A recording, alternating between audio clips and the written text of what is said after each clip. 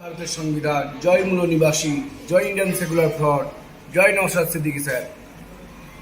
আপনারা জানেন ডায়মন্ড হারবার থানার ওসি তিনি বিরোধী দলগুলোর সাথে বাজে ব্যবহার করছিল এবং তার কাজ স্যাটিসফাই ছিল না। তিনি থানা ঠিকমতো পরিচালনা করতে পারছিল না।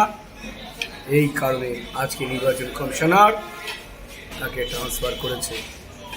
আশা করা যায় যিনি নতুন অফিসার আসবেন ডায়মন্ড হারবার থানাতে, তিনি আগের অফিসার যেভাবে থানা চালিয়েছিল সেভাবে তিনি চালাবেন না। আইনের শাসন তিনি প্রতিষ্ঠা করবেন।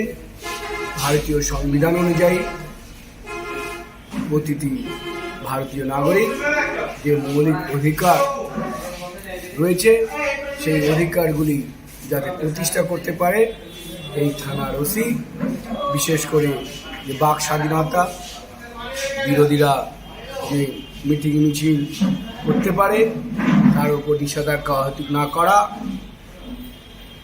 অর্থাৎ মানুষের স্বাধীনতা যাতে ল অ্যান্ড অর্ডারের নাম করে কেড়ে না নেওয়া হয়।